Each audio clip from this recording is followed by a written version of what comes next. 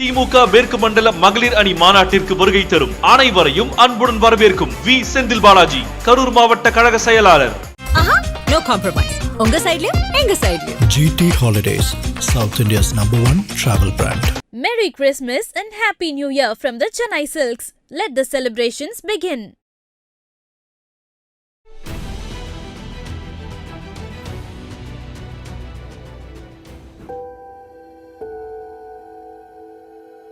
ரெண்டாயிரத்தி 24 எனக்கு health issue ஒன்று வந்தது. மாவட்ட தலைவரை போய் பார்த்தேன். அவரை மருத்துவ செலவுகளில் கொஞ்சம் ஏற்றுக்கிட்டு தலைவரே அவருடைய காரியம் அனுப்பி என்னை ட்ரீட்மெண்ட் பண்ணாங்க. அதுக்காக அவருக்கு நன்றி தெரிவிச்சுக்கிறேன். எங்கள் பையன் நீட்டுக்கு படித்து பாஸ் ஆகிட்டான். நாங்கள் எல்லா இடத்துக்கும் போனோம், உதவி செய்யலை. கவர்மெண்ட் காலேஜ் எங்களுக்கு கிடைக்கல, எங்களால் ஃபீஸ் கட்ட முடியல. அதெல்லாம் ஐயா எம்பி அவர்களுக்கு போன உடனே எங்களுக்கு போயிட்டு எங்களை உட்கார வச்சு பேசிட்டு அதனோட பார்த்து அந்த அமௌண்ட் ஃபீஸ் பூரா அவர் கட்டிட்டாரு. யார் போனாலும் அமௌண்ட் அவர் இல்லைன்னு சொல்ல மாட்டார். நான் அப்புறம் அங்கே பார்த்துட்டு மீதி என்னால் நான் என்னவோ அது எவ்வளோ சொல்கிறாங்களோ அதுக்கு மேலே நான் சொல்கிறேன். சரி,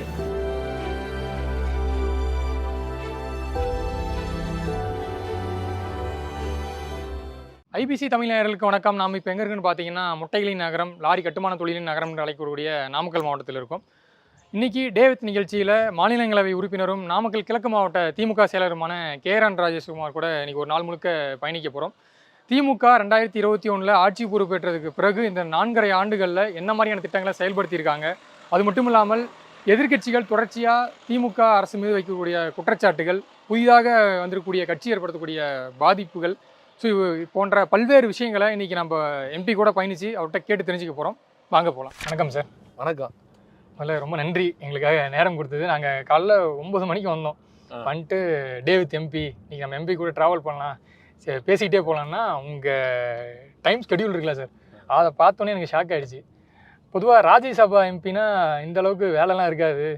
ஏன்னா இப்போ லோக்சபா எம்பி, எம்எல்ஏ, மினிஸ்டர்ஸு இவங்களுக்குலாம் கொஞ்சம் வேலை அதிகமாக இருக்கும். ராஜ்யசபா எம்பி இவங்களாம் கம்பேர் பண்ணும்போது கொஞ்சம் ஸ்லைட்லி கம்மியாக இருக்குன்னு பார்த்தா இவர் என்ன இப்படி போயிட்டு இருக்காரு, டைமே கிடைக்கல. இப்போ நம்ம காலைல 9 மணிக்கு ஆரம்பிச்சு இப்போ நம்ம உங்கள் ஸ்கெடியூல் ப்ரோக்ராம்ஸ் எல்லாம் முடிச்சுட்டு நம்ம இப்போ 3 மணி ஆகிடுச்சு. ஸோ அந்தளவுக்கு ஒரு பிஸி ஸ்கெடியூலில் போயிட்டுருக்கீங்க. அதுக்கு என்ன காரணம், நாட் ஓன்லி நான் ராஜ்யசபா எம்பி மட்டும் கிடையாது, திராவிட முன்னேற்ற கழகத்தினுடைய மாவட்ட கழக செயலர், கிழக்கு மாவட்ட செயலாளர். ஆமாம், கிழக்கு மாவட்ட செயலர். என்னுடைய இதில் 3 சட்டமன்ற தொகுதிகள் வருது. ராசிபுரம், சேந்தமங்கலம், நாமக்கல்னு 3 சட்டமன்ற தொகுதிகள் வருது. அதனால் மாவட்ட செயலாளராக இருக்கிறப்ப எங்களுக்கு அரசாங்கத்தினுடைய நிகழ்ச்சிகள், பொதுமக்களை சந்திக்கிறது, இப்படி அரசாங்கத்தின் நலத்திட்டங்களை கொண்டு வருவது, இப்படி எல்லா பணிகளிலும் எங்களை நாங்கள் முழுமையாக ஈடுபடுத்தி கொள்வோம். அதனால் அந்த மாவட்ட செயலாளருங்கிற அந்த கடமையும் கூட சேர்ந்து வந்துடுது. உங்கள் டெய்லியுமே இங்கே ஊரில் தொகுதியில் இருக்கும்போது உங்கள் ஸ்கெடியூல் இப்படி தான் இருக்கும் மாவட்டத்தில்? ஆமாம் ஆமாம், காலையில் ஆரம்பித்தா சில நேரங்களில் இரவு 10-11 மணி வரைக்கும் கூட போகும். சரி, காலையில் நான் வந்தப்போ பொதுவாக ஒரு மாவட்ட செயலாளராக இருக்கும்போது கட்சி நிர்வாகிகளை சந்திப்பாங்க. இப்போ அங்கே ஒரு ஃபங்க்ஷன் இருக்குது, இங்கே ஒரு துவக்க விழா இருக்குன்ட்டு. அதை தாண்டி நான் வித்தியாசமாக பார்த்தது பொதுமக்கள். இது எனக்கு முறை கிடையாது. நான் ஆல்ரெடி ஒரு டைம் வந்திருக்கேன், உங்கள் இல்லத்துக்கு வந்திருக்கேன். அப்பயும் பார்த்தது நிறையா பொதுமக்கள், குறிப்பாக மருத்துவ உதவித்தொகை, அதே போல் கல்வி உதவித்தொகை, இதுக்காக நிறைய பேர் வராங்களா சார்? ஸோ இதை ஒரு மாவட்ட செயலாளராக பண்ணுறீங்களா, இல்லை எம்பியாக பண்ணுறீங்களா, இல்லை ஒரு சக மனுஷன் நம்ம ஊருக்காரங்க அப்படின்ற ஒரு பாசத்தில் பண்ணுறீங்களா? அதாவது உங்ககிட்ட ஒரே வரியில் பதில் சொல்லணும்னா, திராவிட முன்னேற்ற கழகத்தினுடைய கொள்கையே பேராசிரியர் சொல்லுவார், திமுக காரனுடைய லட்சியமே 4 பேர் வாழ்ந்தால் சந்தோஷம், 4 பேருக்கு நல்லது நடந்தால் சந்தோஷம், இதுதான் எங்கள் லட்சியமும் கொள்கையுமே. அதனால் எம்பி, மாவட்ட செயலாளர் இதையெல்லாம் தாண்டி சாதாரண ஒரு திமுக தொண்டன் இந்த திராவிட முன்னேற்ற கழகத்தில் நானும் ஒரு அங்கத்தினர் என்கின்ற முறையில் தான் என்னுடைய கடமையை நான் செய்கிறேன். இல்லை இவங்க திமுக காரங்களாக இருக்கணும், இல்லை மாற்று கட்சியாக இருக்காங்களா, அதெல்லாம் பார்க்க மாட்டீங்களா சார்? கிடையவே கிடையாது. நம்ம மாண்புமிகு முதலமைச்சர் என்ன சொன்னார், ஆட்சி பொறுப்பேற்ற உடனே டே 1லேருந்து என்ன சொன்னார், நான் வாக்களிக்காதவர்களுக்கு நான் தான் முதலமைச்சர்னு சொன்னார். அப்படி தான் அவருடைய திட்டங்கள் இருந்தது. தமிழ்நாடு அரசின் திட்டங்கள், முதலமைச்சருடைய திட்டங்கள்னு பார்த்தா அனைவருக்கும் தான். இதில் கட்சி வேறுபாடு அப்படிலாம் கிடையாது. நான் ஒரு நாடாளுமன்ற உறுப்பினராக இருக்கிறேன், ஒரு மாவட்ட கழகத்தினுடைய செயலாளர். எனக்கு இந்த உதவி செய்வதில் எந்த பாரபட்சமும் கிடையாது. அது கட்சிக்காரங்களாக தான் இருக்கணும் அப்படிங்கிறதெல்லாம் கிடையாது. பொதுமக்கள் யாருக்கு என்ன தேவை, அவர்களுடைய தேவை என்ன, இதை பொறுத்து அது அனைவருக்குமே நம்மளால் இயன்றதை செய்யணும். ஆனால் இது மேலே சில விமர்சனங்கள் எதிர்கட்சி சைட்லாம் இது வந்து ஒரு பொலிட்டிக்கல் ஸ்டண்டு, ஒரு அரசியல்வாதிகள் எல்லாம் பண்ணாதான் வந்து நம்ம மக்கள் வாக்குகளுக்கு வந்து கவர முடியும், இதெல்லாம் பண்ணி தான் ஆகணும், அவங்க வந்து ஓட்டு வாங்குறதுக்கு வந்து தேர்தல் செய்யறதுனால இது இன்னும் அதிகப்படுத்துறாங்க, இந்த மாதிரி விமர்சனங்கள் வருதுல்ல, அது எப்படி நீங்கள் எதிர்கொள்றீங்க? அது எதிர்கட்சி ஏதாவது ஒன்று சொல்லிட்டு தான் இருப்பாங்க. ஆனால் மொத்தத்தில் மனித நியாய குணம் ஒவ்வொரு மனிதனுக்கும் இருக்கணும். அதனால் வந்து யாரையாவது பார்க்கின்ற போது அவர்கள் ஏதாவது ஒரு உதவிக்கு இயங்குகின்ற போது, ஒரு தேவைக்கு அவர்கள் நம்மை அணுகின்ற போது நம்மளால் இயன்ற உதவியை நாம் செய்யணும். அப்படி பார்க்குறப்ப தான் நீங்கள் இன்றைக்கி காலையில் பார்த்தீங்க, மருத்துவ உதவி கேட்பாங்க, கல்வி உதவி கேட்பாங்க.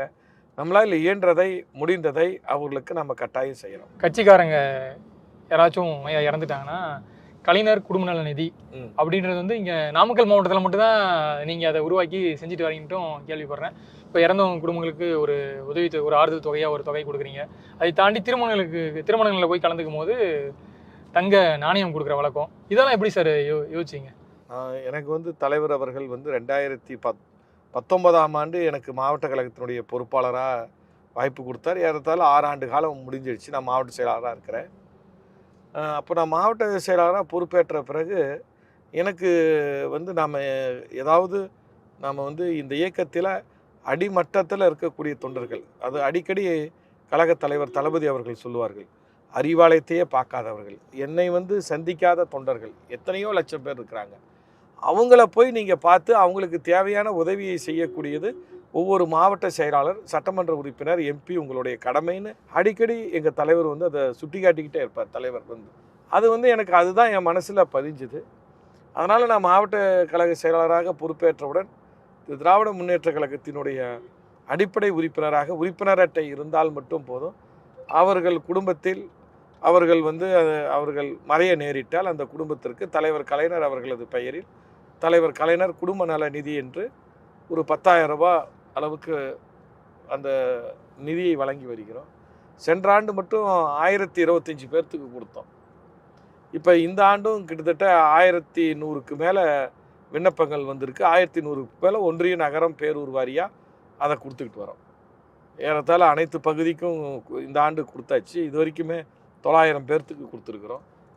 இவ்வளோ பேர் நம்மை விட்டு இன்றைக்கி மறைந்திருக்கிறார்கள் திராவிட முன்னேற்ற கழகத்தில். அதனால் வந்து நாம் சார்ந்திருக்கிற இயக்கத்திற்கு நம்மை இந்த அளவுக்கு உயர்த்திய இயக்கம், நாடாளுமன்ற உறுப்பினராக மாவட்ட செயலாளராக உயர்த்தி இருக்கக்கூடிய இந்த இயக்கத்திற்கு, இந்த இயக்கத்தினுடைய வளர்ச்சிக்காக பாடுபட்ட அடிமட்ட தொண்டன், கடைகோடி தொண்டனுக்கு, அந்த குடும்பத்திற்கு நம்மால் ஏதேனும் ஒரு இயன்ற உதவியை செய்யணுங்கிற வாய்ப்பு நமக்கு தலைவர் அவர்களும் துணை முதலமைச்சரும் கொடுத்தாங்க. அதை நம்ம செய்கிறதில் எனக்கு மனதளவில் அது ஒரு மகிழ்ச்சி. நம்மை உயர்த்திய இந்த இயக்கத்திற்கு, இந்த இயக்கத்தினுடைய வளர்ச்சிக்காக பாடுபட்டவர்கள். ஏன்னா நான் ஒன்றும் எடுத்தோன்னே நாடாளுமன்ற உறுப்பினராகவோ மாவட்ட செயலாளராக வரல. எத்தனையோ பேருடைய உழைப்பு. அடிக்கடி தலைவர் கலைஞர் அவர்கள் சொல்லுவாங்க, இந்த இயக்கத்தில் எவ்வளோ பேர் கஷ்டப்பட்டாங்க, ஆனால் அவங்க எல்லாத்துக்கும் சட்டமன்ற உறுப்பினராகவோ நாடாளுமன்ற உறுப்பினராக வாய்ப்பு தர முடியாது. அது ஒரு சில பேர்த்துக்கு தான் அந்த வாய்ப்பு கிடைக்கும். அப்போ அந்த வாய்ப்பு கிடைக்கிற போது அந்த நிலையில் இருக்கக்கூடியவர்கள் இன்னும் இந்த இயக்கத்திற்காக உழைத்தவர்களுக்கு நாம் அந்த உதவியை செய்ய வேண்டும். அதே போன்று கிளைக்கழக செயலாளர்கள், பிரதிநிதிகள், BLA 2 கழக நிர்வாகிகள், அவர்களுடைய குழந்தைகள் பொறியியல் மருத்துவ கல்வி படித்தால் அவர்களுக்கு 50,000 1 லட்சம் வரை கல்வி உதவி தொகை வழங்குவது. ஆர்ட்ஸ் அண்ட் சயின்ஸு படித்தால் அவங்களுக்கு 25,000 வரைக்கும் வழங்குவது. இது போன்று 3 விதமாக நான் அந்த என்னால் இயன்ற அந்த உதவியை கழகத்தில் இருக்கக்கூடிய நிர்வாகிகளாகட்டும், அடிமட்ட தொண்டர்களாகட்டும், உறுப்பினர்களாகட்டும், கழக முன்னோடிகளாகட்டும், அனைத்து குடும்பங்களுக்கும் அதை சேர்த்துக்கிட்டு இருக்கிறோம். காலையில் உங்கள் ப்ரோக்ராம் ஸ்டார்ட் பண்ணது ஃபஸ்ட்டு பயிர்க்கடன் வழங்கினீங்க. அதை தொடர்ந்து தானிய கிடங்கு துணி வைக்கிறது, அப்புறம் அங்கன்வாடி மையம் திறப்பு, சாலைகளுக்கு அடிக்கல் நாட்டுற விழா, இந்த மாதிரி பல்வேறு நிகழ்ச்சிகள் இருந்துச்சு. எல்லா நிகழ்ச்சியும் நான் காமனாக பார்த்தது அங்கிருந்த பெண்களை கூப்பிட்டு அவங்க மத்தியில் நீங்கள் செய்த சாதனைகள், மகளிர் உதவித்தொகை எல்லாருக்கும் கரெக்டாக வருதா, வராதவங்களுக்கு என்ன பண்ணணும், மகளிருக்கு ஒரு ஸ்பெஷலாக கூப்பிட்டு அங்கே இருக்கவங்ககிட்ட ஒரு இன்ட்ராக்ஷன் பண்ணுறீங்களே, அதற்கு என்ன காரணம்? திமுக எப்படியாச்சும் பெண்கள் ஓட்டை கவரணும், பெண்கள் ஓட்டு முக்கியமாக பார்க்குறதுனாலயா? இல்லை, அதாவது அரசு நிகழ்ச்சிகளை நாங்கள் கலந்துக்கிறோம். அரசாங்கத்துடைய திட்டப்பணிகளை துவக்கி வைக்கிறோம். இப்போ நீங்கள் காலையிலேருந்து பார்த்தீங்க, சாலை அமைக்கின்ற அந்த பணியை துவக்கி வச்சோம். அதுக்கு அடுத்தது விவசாயிகளுக்கு பயிர்க்கடன் வழங்குகிற அந்த நிகழ்ச்சி. இப்படி போகிறப்ப நான் வந்து அந்தந்த இடத்துல இருக்கக்கூடிய பெண்கள், பொதுமக்கள் இவர்களை சந்தித்து ஒரு 10-20 நிமிடம் அவங்கக்கிட்ட இன்ட்ராக்ஷன் பண்ணுவேன், கலந்துரையாடுவேன். இப்போ அரசாங்கவுடைய திட்டங்கள் அவர்களை வந்து சென்றடைந்ததா, முழுமையாக சென்றடைந்ததா, அதில் யாராவது விடுபட்டு போயிருக்கிறாங்களா அப்படிங்கிறது நான் கிராம வாரியாக போகிறப்ப என்னால் அதை தெரிந்து கொள்ள முடிகிறது.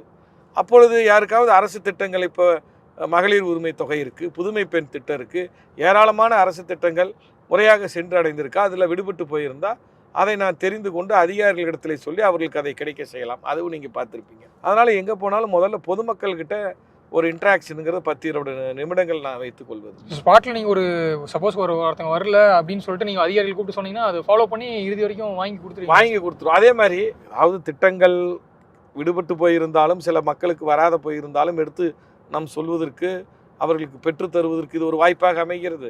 இரண்டாவது, அவர்களுடைய நாடியை பிடித்து நாம் பார்க்கிறோம், என்ன தேவை அந்த ஊருக்கு, அந்த பகுதிக்கு. நீங்கள் கூட போனீங்க, ஒரு சாலை அமைத்திருந்தோம், ஒருத்தர் இன்னொரு சாலை வேண்டும் என்று கேட்டார்.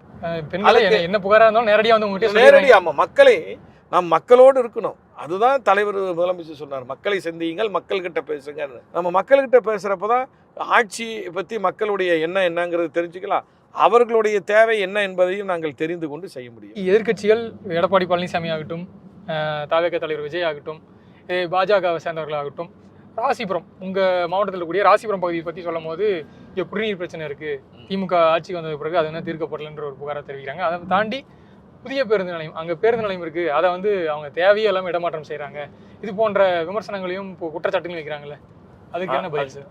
அது சரியான கேள்வி. அதாவது ராசிபுரம் சட்டமன்ற தொகுதிக்கு நீண்ட காலத்துக்கு பிறகுதான் இப்பொழுது திராவிட முன்னேற்ற கழகம் வெற்றி பெற்றிருக்கிறது. ஏற்கனவே அதிமுக ஆட்சியில் 2 அமைச்சர்கள் ராசிபுரம் சட்டமன்ற தொகுதியினுடைய உறுப்பினர்களாக இருந்தார்கள். ராசிபுரம் சட்டமன்ற தொகுதியில் நீண்டகால பிரச்சனையாக இருந்தது குடிநீர் பிரச்சனை. குடிநீர் தேவை வந்து இருந்தது. நிறைய கிராமங்கள் நிறைந்த பகுதி ராசிபுரம். ஆதிராவிட மக்கள், அந்திதீர சமுதாய மக்கள், விவசாய தொழிலாளர்கள், இப்படி அதிகமான மக்கள் நிறைந்த பகுதி ராசிபுரம். இந்த தொகுதியில் வந்து 40 ஆண்டு காலத்துக்கு முன்பு இதே தலைவர் கலைஞர் அவர்கள் ஆட்சி காலத்தில் தான், திராவிட முன்னேற்ற கழகத்தில் தான் ஆட்சி காலத்தில் தான் ராசிபுரத்துக்குன்னு ஒரு பிரத்யேகமான ஒரு குடிநீர் திட்டம் கொண்டு வந்தாங்க. 40 ஆண்டு காலத்துக்கு பிறகு. நீங்கள்லாம் பிறந்திருக்க மாட்டீங்க. நீங்கள் என்ன 96 நானே பிறக்கலை. 40 ஆண்டுக்கு நான் பிறந்துட்டேன். 76-7 சொன்னாங்க. 40 ஆண்டுக்கு முன்பு ஒரு குடிநீர் திட்டம் திமுக ஆட்சியில் தான் கொண்டு வந்தோம். அதுக்கு பிறகு குடிநீர் திட்டம் ராசிபுரத்துக்கு புதிய கூட்டு குடிநீர் திட்டம் கிடையாது. அதனால் நான் நீண்டகால கோரிக்கை ராசிபுரத்துக்கு ஒரு குடிநீர் திட்டம் வேணும் அப்படின்னு. உடனே நாங்கள் வந்து ஆட்சி அமைந்தவுடன் நம்முடைய ராசிபுரம் சட்டமன்ற உறுப்பினராக மாண்புமிகு மதிவேந்தன் அமைச்சர் அவர்கள் தேர்ந்தெடுக்கப்பட்டாங்க. ஆட்சி அமைந்து அவர் பதவியேற்ற உடனே நானும் டாக்டர் மதிவேந்தன் அவர்களும் முதலமைச்சரிடத்தில் வைத்த முதல் கோரிக்கை, ராசிபுரம் சட்டமன்ற தொகுதியில் நீண்ட காலமாக தீர்க்கப்படாது இருக்கக்கூடிய இந்த குடிநீர் தேவை பிரச்சனையை தீர்த்து வைப்பதற்கு ராசிபுரம் எடப்பாடி கூட்டு குடிநீர் திட்டத்தை நீங்கள் செயல்படுத்தணும். காவேரி ஆற்று நீரை ராசிபுரத்துக்கு இங்கே வந்து ஏற்கனவே போடப்பட்ட பைப்புகள்லாம் பழுது அடைஞ்சிருச்சு, அதனால் புதிய திட்டமாக எங்களுக்கு கொடுங்கன்னு கேட்டோம். மாண்புமிகு முதலமைச்சர் வந்து உடனே ஆய்வு செய்துட்டு நான் உத்தரவு கொடுக்குறேன்னு சொன்னார். அதே மாதிரி ஒரு 6 மாதத்துல எங்களுக்கு வந்து அந்த ஆய்வு பணிகள்லாம் நடந்தது. திட்ட மதிப்பீடுலாம் சரி பார்த்தாங்க. 854 கோடி ரூபா முதலமைச்சர் எங்களுக்கு ஒதுக்கீடு செய்து ராசிபுரம், அப்புறம் ராசிபுரத்தை ஒட்டி இருக்கிற புதுச்சத்திர பகுதிகள்லாம் இணைச்சி ராசிபுரம் ஒன்றியம், நாமகிரிப்பேட்டை ஒன்றியம், வெண்ணந்தூர் ஒன்றியம், அதே போன்று புதுச்சத்திரம் பகுதி, சீராப்பள்ளி, பட்டணம், புதுப்பட்டி, பில்லாநல்லூர், வெண்ணந்தூர், அத்தனூர் ஆகிய பகுதிகளெல்லாம் இணைச்சி அந்த கூட்டு குடிநீர் திட்டத்துக்கான அந்த அனுமதியை வழங்கினார்கள். அந்த பணி, கூட்டு குடிநீர் திட்ட பணிகள் ஏறத்தாழ 98% விழுக்காடு முடிஞ்சிருச்சுன்னு நீங்கள் இன்றைக்கி பார்த்தீங்க. முடிஞ்சு இப்போ வந்து திட்டத்துக்கு அடிக்கல் நாட்டினது சொல்லி எடப்பாடி பழனிசாமி சொல்றாரு. அதுதான் முழு பூசணிக்காவை சோத்துல மறைச்சிட்டாரு அவரு. அது ஒரு நாள் நீங்கள் ராசிபுரத்தில் பேசுகிறப்ப சொன்னார். நான் சொன்னேன், எடப்பாடிக்கு சவால் விட்டேன். எங்கள் ஆட்சி வந்த பிறகு திட்ட மதிப்பீடு தயாரிக்கப்பட்டு மாண்புமிகு முதலமைச்சர் தான் அரசாணை வெளியிட்டாங்க 2021க்கு பிறகு. 2021க்கு பிறகுதான் அது ஒப்பந்த புள்ளி கோரப்பட்டது, அனுமதி பெறப்பட்டது. பணிகளும் இப்பொழுது தான் நடைபெற்று கொண்டிருக்கிறது. அப்படி இருக்க இப்படி பொய் பேசுகிறீங்களே, நீங்கள் நிரூபித்தால் நான் என்னுடைய நாடாளுமன்ற பதவியை ராஜினாமா செய்கிறேன், நீங்கள் உங்களுடைய எதிர்க்கட்சி தலைவர் பதவியை ராஜினாமா செய்வீங்களான்னு கேட்டேன், சவால் விட்டேன். இன்னும் அது எடப்பாடி பழனிசாமி கிட்ட இருந்து பதில் இல்லை. அதை தாண்டி புதிய பேருந்து நிலையம் 8 கிலோமீட்டர் தள்ளி அனப்பாளையத்தில் ஏன் போடுறீங்க அப்படின்னு சொல்லியும் குற்றச்சாட்டுகள், விமர்சனங்கள் வருது சார். அதுக்கு என்ன காரணம்? நீட் இருக்கா? உண்மையிலே நீட் இருக்கா? அதாவது ராசிபுரம் ஒரு வளர்ந்து வருகின்ற நகரம், உங்களுக்கு தெரியும். ராசிபுரங்கிறது சேலம்லேருந்து இது கன்னியாகுமரி வரைக்கும் இருக்கக்கூடிய தேசிய நெடுஞ்சாலையை ஒட்டி இருக்கக்கூடிய ஒரு நகர்ப்புற பகுதி. இந்த பகுதியில் என்னென்னா, ராசிபுரம் நகராட்சியில் மிக கடுமையான போக்குவரத்து நெரிசல். இந்த போக்குவரத்து நெரிசலை வந்து கட்டுப்படுத்தணும்னா பேருந்து நிலையம் நகரத்துக்கு வெளியே இருக்கணும். நீங்கள் இந்த தமிழ்நாடு முழுக்க நீங்கள் எங்கே பார்த்தாலும் புதிய பேருந்து நிலையங்கள் வந்து நகரத்துக்கு வெளியில் தான் அமைக்கணும். அது காலத்தின் கட்டாயம், ஒன்றும் செய்ய முடியாது. அதனால் நாங்கள் வேறு எங்கேயுமே போகல. ராசிபுரம் புறவழிச்சாலையை ஒட்டி தான் இந்த புதிய பேருந்து நிலையம் அமைக்கப்பட்டிருக்கு. 8 கிலோமீட்டர்லாம் கிடையாது. அதனால் அணுகு சாலையோடு தான் இப்போ அமைக்கப்பட்டிருக்கு, புறவழிச்சாலையில் தான் அமைக்கப்பட்டிருக்கு. இன்னும் சொல்லப்போனால் இந்த புதிய பேருந்து நிலையங்கிறது திருச்சி போன்ற வெளியூருக்கு செல்லக்கூடிய புறநகர் பெரிய பேருந்துகள் வருவதற்கான பேருந்து நிலையமாக தான் இருக்குது. ஆனால் நகரத்தில் இருக்கக்கூடிய நகர பேருந்து நிலையம் அது அப்படியே தான் இருக்குன்னு நாங்கள் சொல்லியிருக்கிறோம். அதனால் வந்து இப்போ பாருங்கள், இப்போ கூட தலைமை மருத்துவமனை பாருங்கள், ராசிபுரம் தலைமை மருத்துவமனை அங்கே பாருங்கள் கட்டிக்கிட்டு வரோம். அந்த தலைமை மருத்துவமனைக்கு பக்கத்தில் தான் அந்த பேருந்து நிலையம் இருக்குது. மருத்துவமனை பேருந்து நிலையம் எல்லாமே ஒரே சாலையில் தான், புறவழி சாலையில் தான் இருக்குது. சரி, இப்போ சமீபத்தில் வெடிச்சிருக்கக்கூடிய இன்னொரு பிரச்சனை, title park, mini title park வந்து ராசிபுரத்துக்கு வருது. அதுக்கு எதிராக வந்து அதிமுக ஒரு ஆர்ப்பாட்டம் நடத்திருந்தாங்க. இது வந்து தேவையில்லாத ஸ்கீம் இந்த இடத்துக்கு. அது வந்து ஒரு அரசு புறவழிச்சாலையில மேலே போகிறோம், இப்போ மேம்பாலத்தில் போங்க, கரெக்டான இடத்துல வந்து கேள்வி கேட்குறீங்க. இங்கிருந்து பார்த்தீங்கன்னா நீங்கள் கேமராவில் கவர் பண்ணலாம். ரைட் சைடு, என்னுடைய ரைட் சைடில் பார்த்தீங்கன்னா அப்படியே அந்த பக்கம் தான், இந்த சைடு தான் வந்து ஆர்ட்ஸ் காலேஜ் வருது. இந்த சாலையை ஒட்டி தான், தேசிய நெடுஞ்சாலையை ஒட்டி தான் உங்களுக்கு வந்து பாருங்க, அந்த காலி இடம் பாருங்க, தெரியும் பாருங்க, அந்த சீட் போட்டு கவர் பண்ணிக்கிறாங்க பார்த்தீங்களா. இதுதான் டைட்டில் பார்க் அமைக்கிற இடம். நல்லா பாருங்க, இதுதான் டைட்டில் பார்க்குக்கான கட்டுமான பணிகள் நடைபெறுகிறக்கூடிய இடம். இது வந்து தேசிய நெடுஞ்சாலையை ஒட்டி தான் இருக்குது. ஆனால் அவங்க சொல்றது வந்து கல்லூரியில் இருக்கக்கூடிய பெண்களுக்கு பாதுகாப்பு வந்து, அதாவது படித்த பசங்களால என்ன ஆபத்து வரும்? ஏன் இப்படி முன்னாள் அமைச்சர் பேசுறாரு எனக்கு தெரியல. இந்த கல்லூரிக்கு வந்து 40 ஏக்கரா இருக்குது. இந்த கல்லூரி ஆரம்பிக்கப்பட்டு ஏறத்தாழ 50 வருஷம் ஆயிடுச்சு. பெரிய பெரிய ஆட்கள்லாம் இந்த கல்லூரியில் கவிஞர் மு மேத்தா இந்த கல்லூரியில் தான் முதல்ல பேராசிரியர். இந்த 40 ஏக்கராவில் இந்த கல்லூரி ஆரம்பிக்கப்பட்ட 50 ஆண்டு காலத்திலேயும் இது வரைக்கும் 5 ஏக்கரா தான் பயன்படுத்தப்பட்டிருக்கிறது. மீதி 30-35 ஏக்கர் பயன்படுத்தப்படாமலே இருக்கிறது. இந்த இடத்த தான் நாங்கள் வந்து மாண்புமிகு முதலமைச்சர்கிட்ட சொல்லி ராசிபுரம் ஒட்டி அதிகமான பொறியியல் கல்லூரிகள், கலைக்கல்லூரிகள் எல்லாம் இருக்குது. மென்பொருள் வல்லுநர்களும் அதிகமாக இருக்கக்கூடிய பகுதி நாமக்கல் மாவட்டம். அதனால் எங்களுக்கு ஒரு டைட்டில் பார்க் வேணும்னு கோரிக்கை வச்சோம். அந்த கோரிக்கை அடிப்படையில் தான் ஒரு மினி டைட்டில் பார்க் கொடுத்தாங்க. அங்கிருந்து வந்து டைட்டில் பார்க் நிறுவனத்திலிருந்து ஆய்வு செய்கின்ற போது டைட்டில் பார்க்கிலே பணிபுரியக்கூடியவர்களுக்கு போக்குவரத்து வசதி, வீட்டு வசதி, இதர தேவைகள் அடிப்படையில் ஃபீஸிபிலிட்டின்னு சொல்லுவாங்க, சாத்தியக்கூறுகள் இருந்தால் தான் டைட்டில் பார்க் அமைப்பாங்க. ஏதாவது ஒரு பகுதியில், தொலைதூர பகுதியில் டைட்டில் பார்க் அமைக்கப்பட்டது இணைக்கக்கூடிய பகுதிகள், பெரிய நகரங்களை இணைக்கக்கூடிய பகுதியாக இருக்கணும். இது பார்த்திங்கன்னா தேசிய நெடுஞ்சாலை. இங்கிருந்து திருச்சி நமக்கு 1.5 மணி நேரம் தான், 150 கிலோமீட்டர் தான். இங்கிருந்து கோயம்புத்தூர் 2 மணி நேரம் தான். சேலம் ஒரு அரை மணி நேரத்தில் சென்று விடலாம். பெங்களூர் எங்களுக்கு 3 மணி நேரம் தான். 4-5 விமான நிலையங்களை இணைக்கக்கூடிய ஒரு பகுதியாகும். திருச்சி விமான நிலையம், கோயம்புத்தூர் விமான நிலையம், சேலம் விமான நிலையம், பெங்களூர் விமான நிலையம், இப்படி ஆகையால் தான் இதுதான் சரியான இடம் என்று அவர்கள் தேர்வு செய்து இந்த டைட்டில் பார்க் கட்டுமான பணியை மாண்புமிகு முதலமைச்சர் அவர்கள் இந்த பணியை வந்து அடிக்கல் நாட்டி துவங்கி வேலை நடந்துக்கிட்டு இருந்தது. இப்போ அதிமுகவினர் வந்து காலேஜ் வளாகத்தில் நீங்கள் டைட்டில் பார்க் கட்ட வேண்டாம்னு சொன்னாங்க. அதுக்கான சொன்ன காரணம் பொதுமக்களே ஏற்றுக்கல. கிழக்கு மாவட்டத்தில் ஒரு 3 தொகுதிகள் இருக்குது. ராசிபுரம் தனி தொகுதி, சேந்தமங்கலம் பழங்குடியின மக்கள் வாழக்கூடிய தொகுதி, நாமக்கல் பொது தொகுதி. ஸோ இந்த தொகுதியெல்லாம் திமுக 2021 ஆட்சி பொறுப்பேற்பதற்கு முன்பு கொடுத்த வாக்குறுதிகள்லாம் முழுமையாக நிறைவேற்றிட்டாங்களா, இல்லை நிறைவேற்றாமல் இன்னும் நிறைய வாக்குறுதிகள் இருக்கான்ற சில கேள்விகள், விமர்சனங்கள்லாம் இன்னும் தொடர்ந்துகிட்டு தான் இருக்குது. உதாரணத்துக்கு மரவள்ளி கிழங்குக்கான குறைந்தபட்ச ஆதார விலையை வந்து நிர்ணயிப்போம் திமுக ஆட்சிக்கு வந்தால், இது போன்ற ஒரு வாக்குறுதி. முட்டை, அதுக்கு வந்து குளிர்பதன சேமிப்பு கிடங்கு வந்து அரசு சார்பிலேயே அமைச்சு தரப்போணுன்ற வாக்குறுதி. அப்புறம் பொதுவான வாக்குறுதின்னு பார்த்தீங்கன்னா, நீங்கள் இன்றைக்கி மக்கள்கிட்ட போய் பேசின வாக்குறுதி சொன்ன விஷயம் நீட் தேர்வு. நீட் தேர்வு திமுக ஆட்சிக்கு வந்ததுக்கப்புறம் முதல் கையெழுத்தே வந்து நீட் தேர்வு ரத்து தான். இது போன்ற வாக்குறுதியெல்லாம் கொடுத்தாங்க. இதெல்லாம் சாத்தியமே இல்லாத வாக்குறுதி. ஆனால் இப்போ ஆட்சி பொறுப்பேற்ற பிறகு அதெல்லாம் வந்து மறந்துட்டாங்க. நீட் ரகசியம், நீட் ஒழிப்பிற்கான ரகசியம்ட்டு துணை முதல்வர் உதயநிதி ஸ்டாலின் அவர்கள் தொடர்ச்சியாக சொல்லிட்டு இருக்காரு. அது என்ன ரகசியம்னு கேட்டு சொல்லுங்க போன்ற விமர்சனங்கள்லாம் தொடர்ச்சியாக வச்சுட்டு வராங்களா சார்? ஸோ இதெல்லாம் வந்து வரக்கூடிய சட்டமன்ற தேர்தலில் கண்டிப்பாக இந்த கேள்விகள்லாம் உங்களை நோக்கி எழும். இதை எப்படி எதிர்கொள்ள போறீங்க? முதல்ல எங்கள் பகுதியில் நாங்கள் சொன்ன வாக்குறுதியை எது நிறைவேற்றி இருக்கிறோம்னு உங்ககிட்ட சொல்லிடுறேன். நீங்கள் வந்து இப்போ ராசிபுரம் பகுதிக்கு நாங்கள் ஏற்கனவே குடிநீர் தேவையை பூர்த்தி செய்யும்னு சொல்லியிருக்கிறோம். அந்த பணியை இன்றைக்கி செஞ்சிட்டோம். நீங்கள் மக்கள்கிட்ட போய் விசாரித்தாலும் சரி, மிகப்பெரிய குடிநீர் திட்டம், தமிழ்நாட்டிலே மிகப்பெரிய ஒரு குடிநீர் திட்டத்தை ராசிபுரம் பகுதியில் நிறைவேற்றி இருக்கிறோம். அது தேர்தல் நேரத்தில் வாக்குறுதி சொன்னது, அதை செஞ்சுக்கிட்டோம். அதுக்கு அடுத்தது நாமக்கல்லுடைய நீண்ட நாள் பிரச்சனையாக இருந்தது புறவழிச்சாலை. அது கிட்டத்தட்ட 600 கோடி ரூபாய் செலவில் புறவழிச்சாலை 5 கட்டங்களாக வந்து அந்த பணிகள் நடைபெற்று வருகிறது. ஏறத்தாழ 3 கட்ட பணிகள் நிறைவடைந்துருச்சு. அது மிக நீண்ட நாள் கோரிக்கை, 20-30 ஆண்டு கால கோரிக்கை, அதை நிறைவேற்றியிருக்கிறோம். ராசிபுரம் பகுதியில் பட்டுக்கூடு வளர்ச்சி மையம் வேணும்னு கேட்டாங்க, அதுக்கு ஏல மையம் வேணும்னு கேட்டாங்க. அது அமைத்து இப்போ பட்டுக்கூடு ஏல மையமும் நடைபெற்று வருகிறது. இப்படி எங்களுடைய தேர்தல் அறிக்கையில் சொன்னது அத்தனையுமே நாங்கள் நிறைவேற்றிட்டு இருக்கிறோம். சேந்தமங்கலம் பகுதியில் வந்து கொல்லிமலையில் கூட மறைந்த சட்டமன்ற உறுப்பினர் சேந்தமங்கலம் கொல்லிமலையில் ரத்த வங்கியே இல்லாமல் இருந்தது. இப்போ அங்கே ரத்த வங்கியை ஏற்படுத்தியிருக்கிறோம். மருத்துவமனைகள் வசதிகளை ஏற்படுத்தியிருக்கிறோம்.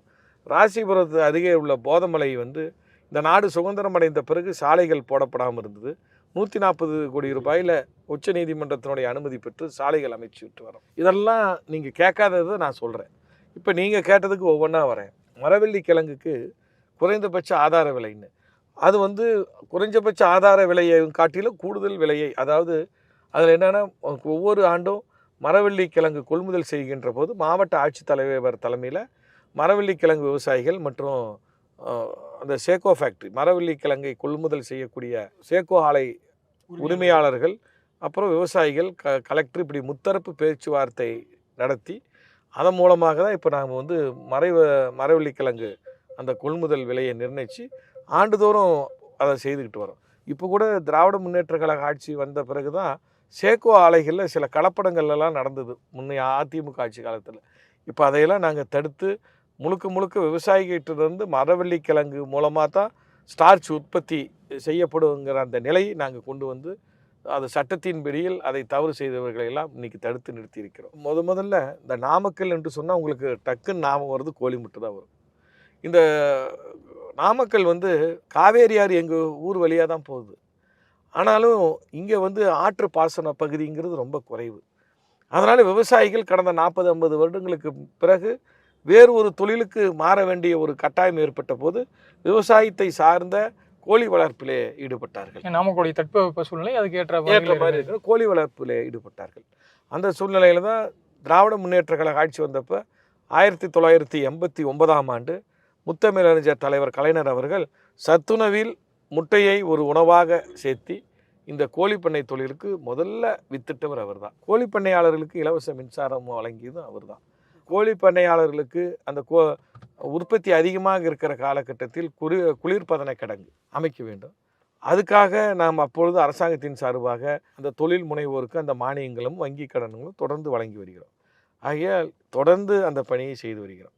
அதனால் வந்து நீங்கள் கேட்ட எல்லா தேர்தல் வாக்குறுதியும் நாங்கள் நிறைவேற்றிட்டு தான் வரோம். நாங்கள் எதுக்கு வேணாலும் சேலஞ்சுக்கு நாங்கள் ரெடி. இப்போ கண்டிப்பாக இப்போ எதிர்கட்சிகள் வந்து உங்கள் மேலே திமுக அரசு மேலே வைக்கக்கூடிய குற்றச்சாட்டுலாம் வந்து பொய்யாக கட்டமைக்கப்படும் ஒரு குற்றச்சாட்டுகள் தான் சொல்கிறீங்களா? உண்மைதானே, அதில் என்ன சந்தேகம் இருக்குது? அப்புறம் நீங்கள் இன்னொன்று கேட்டீங்க, அந்த நீட் தேர்வு பற்றி. நீட் தேர்வு இப்போ நான் கூட கிராமத்தில் போகிறப்ப அது மக்கள்கிட்ட நாங்களே பேசுகிறோம். அதாவது நீட் தேர்வை பொறுத்தவரை உங்களுக்கு நன்றாக தெரியும், அது ஏதோ ஒரே நாளில் ஒன்றிய அரசாங்கம் ஒரு ஆணை வெளியிட்டு அந்த நீட் தேர்வை அவர்கள் அமலாக்க செய்யவில்லை. அந்த நீட் தேர்வுக்கான ஒரு சட்டத்தையே கொண்டு வந்து அந்த சட்டத்தை நாடாளுமன்றத்திலே நிறைவேற்றி எல்லா மாநில அரசாங்கத்தையும் அதை கட்டுப்படுத்தி இன்றைய தினம் அந்த நீட் தேர்வை அவர்கள் நடத்தி கொண்டிருக்கிறார்கள். இதில் நீங்கள் நன்றாக புரிந்து கொள்ள வேண்டியது, நீட் தேர்வில் அனைத்து கல்லூரிகளும், நிகர்நிலை பல்கலைக்கழகங்கள், தனியார் கல்லூரிகள், அரசு கல்லூரிகள் அனைத்தும் அடங்கும். இந்த நீட் தேர்வை பொறுத்த வரைக்கும் அதுக்கான சட்ட முன்வடிவு வர்றப்ப எங்கள் நாடாளுமன்ற குழு தலைவர் திருச்சி சிவா அடிக்கடி சொல்லியிருக்கிறார், அதிமுகவினர் வந்து மக்களவையில் அந்த சட்ட முன்வடிவு வெற்றி பெற்று பாரதிய ஜனதா ஆட்சியில் மாநிலங்களவைக்கு வருகின்ற போது அதிமுகவினர் அதை எதிர்த்து வாக்களித்திருந்தால் நிச்சயம் நீட் தேர்வு வந்திருக்காது. அதை இன்னும் நம்முடைய திருச்சி சிவா அவர்கள் ஆதாரப்பூர்வமாக சொல்வார்கள். ஆனால் அவர்கள் வெளிநடப்பு செய்து நடுநிலை வகித்த காரணத்தினால் மாநிலங்களவையில் அந்த நீட் தேர்வுக்கான சட்ட முன்வடிவு நிறைவேற்றப்பட்டு இன்றைக்கி ஏராளமான மாணவ செல்வங்களை நாம் இழந்திருக்கிறோம். கிராமப்புறங்களிலே நீட் தேர்வு பயிற்சிக்கு செல்வதற்கு மாணவ செல்வங்களால் பொருளாதார நிலையின் காரணமாக முடியல. நீங்கள் தேர்தல் வாக்குறுதியிலே நீங்கள் சொன்னீர்களே நிறைவேற்றினீங்களான்னு கேள்வி. மாநில அரசாங்கத்தினுடைய கடமையை நாங்கள் அனைத்தும் செய்திருக்கிறோம். சட்டமன்றத்திலே தீர்மானம் நிறைவேற்றி எங்களுடைய மாநிலத்துக்கு அது விதிவிலக்கு, ஏற்றுக்கொள்ளக்கூடிய மாநிலங்கள் ஏற்றுக்கொள்ளட்டும்.